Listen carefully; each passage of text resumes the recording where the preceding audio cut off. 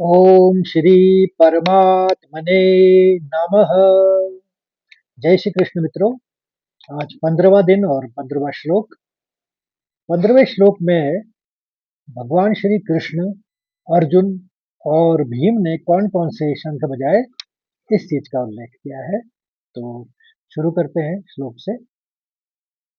पांचजन्यम ऋषिकेशो देवदत्तं धनञ्जयः पौण्ड्रं ददमौ महाशङ्खं भीमकर्माव्रकोदरः।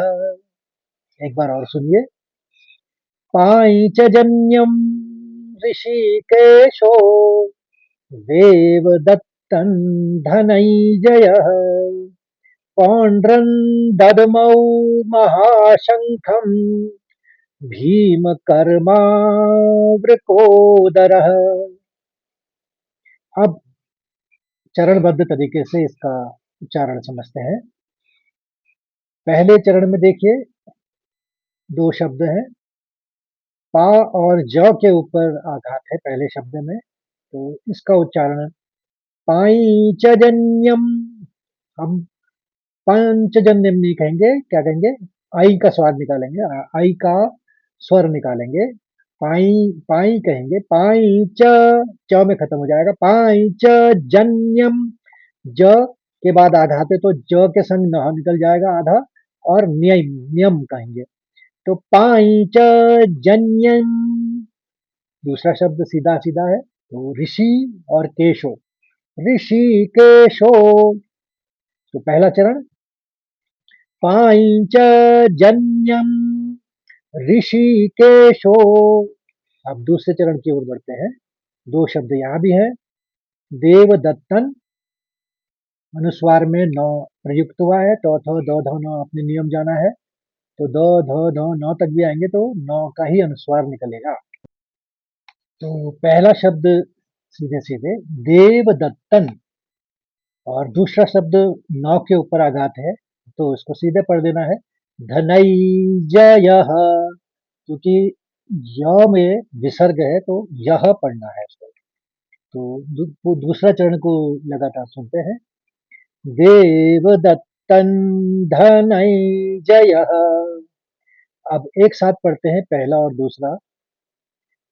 पांचजन्यम ऋषिकेशो देवदत्तं धनञ्जयः। अब तीसरे चरण की ओर बढ़ते हैं। यहाँ पर तीन शब्द हैं। पौंड्रन, तो ये तो सीधे सीधे है। अनुस्वार का नियम आप समझ गए हैं। दो से शुरू है, उसके आगे वाला शब्द जहाँ पर अनुस्वार है तो नौ का आघात आएगा, नौ का अनुस्वार आएगा, सॉरी। और दूसरे शब्द में दो से शुरू है, आघात है, तो दो दो के आघात के लिए मैंने बताया था नियम ब। आपको दद मऊ, दद मऊ, द द द न, तो दध मऊ, द का आघात लेंगे, दध मऊ। और तीसरा शब्द है महाशंखम। यहाँ पर श के ऊपर आघात है, अंक का साउंड निकलेगा दो बार, तो महाशंखम। और यहाँ पर अनुस्वार म है, प फ ब भ म। आगे वाला शब्द भ से चालू है, भीम कर्मा। तो अब समझ रहे होंगे आप। तीसरे चरण को फिर से समझिए। पौंड्रन दधमौ महाशंखम। फिर से सुनिए। पौंड्रन दधमौ महाशंखम। और आखिरी में चौथा चरण, तो भीम कर्मा तो आप साफ साफ पढ़ लेंगे। भीम कर्मा वृकोदरः। र के ऊपर अनुस्वार विसर्ग है तो ह निकलेगा सर।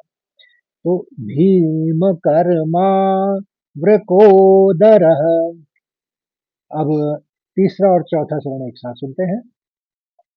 पौंड्रं दद्मौ महाशंखं भीमकर्माव्रकोदरः। अब एक साथ चारों चरण सुनते हैं। पांचजन्यम ऋषिकेशो देवदत्तं देवदत्तं धनञ्जयः पौण्ड्रं दद्मौ महाशङ्खं भीमकर्मावृकोदरः।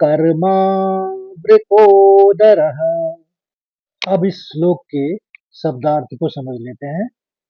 भावार्थ समझाने की इसमें जरूरत नहीं है, सीधा साधा श्लोक है, केवल नामों का जिक्र है इसमें।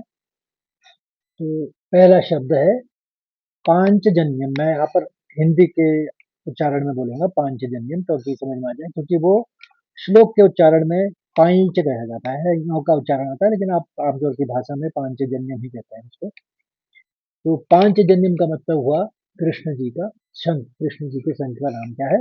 पांचजन्यम। ऋषिकेशो ये श्री कृष्ण का नाम है।